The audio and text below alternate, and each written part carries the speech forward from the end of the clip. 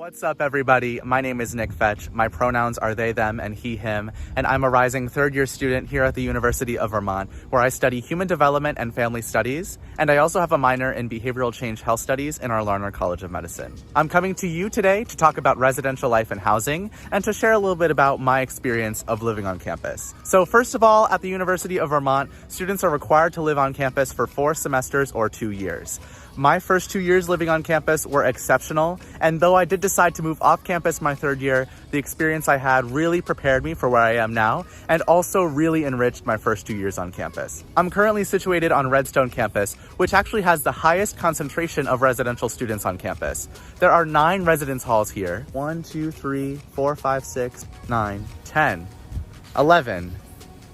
There are actually 11 residence halls here on Redstone campus. At UVM, residential life and housing operates under a learning community model. Students are grouped into residential learning communities within these residence halls that surround a specific theme. For example, right behind me in Mason, Simpson, and Hamilton halls is the Innovation and Entrepreneurship Learning Community, where students can explore enterprise, business, and community partnerships through the lens of innovation, creation, and things of that nature. There are so many ways for students to explore co-curricular interests outside of the classroom in their own residential environments. My first year, I lived on Central Campus in Central Campus Residence Hall, which is a building that has 695 beds for first-year students only. I found that it was a really nice way to transition into college. I have been involved in other aspects of residential living on campus by attending different events put on by these learning communities, like Cultural Crossroads, like Outdoor Experience. And just because a student lives in one environment doesn't mean that they're restricted to those programs. And also, just because a student lives in a residential environment in a learning community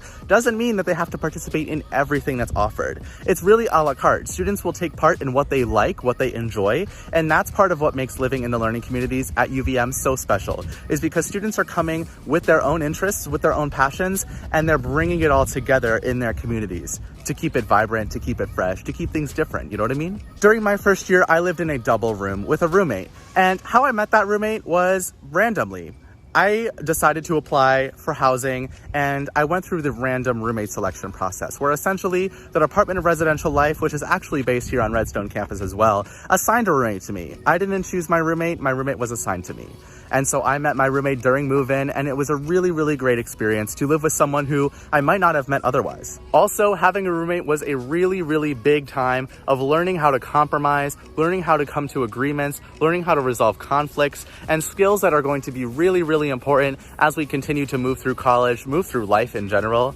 And I'm really appreciative for the relationship that I formed with my roommate my first year. During my second year, I actually took up a leadership opportunity that is available to students on campus, and that is becoming a resident advisor. I returned to Central Campus Residence Hall my second year to become a resident advisor, or RA, which is essentially a community facilitator, community builder, and someone who ensures safety and comfort in the residential environment. Resident advisors are trained in so many different ways of being, of leading, of resolving conflict, and the leadership skills that I gained through being a resident advisor are things that I carry close and will continue to do so throughout my life. And the skills that students learn by being an RA are transferable across fields, across disciplines, and it is a really great way to show up in the residence halls to develop skills in leadership, community building, and things of that nature. The residential environment is something that is really vibrant on campus, and I am so grateful for the time that I had spent living in my residence hall and actually showing up to events, interacting with other students who, like I said, I might not have met otherwise.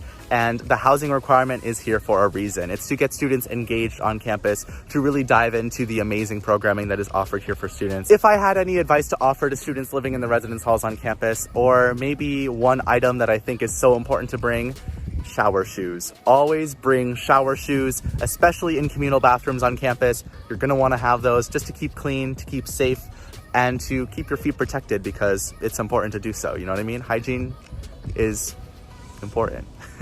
But that's a little bit of what I have to offer in terms of what residence life and housing is like here at the University of Vermont. If you have any questions, visit the website uvm.edu/reslife, and there is a plethora of information when it comes to housing, the learning communities, and what opportunities await students here on campus. Thank you so much for tuning into this video. I really hope that you'll consider to attend the University of Vermont, apply. We would love to have you here in our community, especially in our amazing learning communities and residence halls on campus. So with that said, take care, be well.